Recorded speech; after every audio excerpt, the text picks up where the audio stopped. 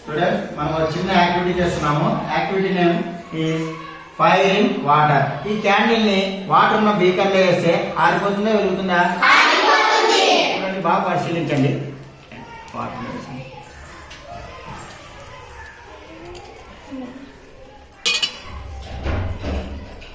Water ఎట్లా వస్తుంది? వచ్చిందా? లోపల ఉన్న వాటర్ పైకి వచ్చిందా? గమనించండి. ఇప్పుడు చూడండి,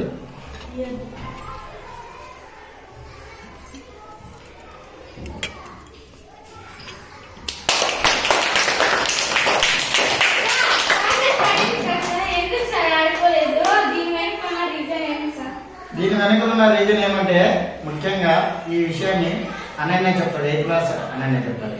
When the candle burns inside the inverted glass, oxygen decreases, pressure drops and water rises into the glass, clearly showing how air pressure works.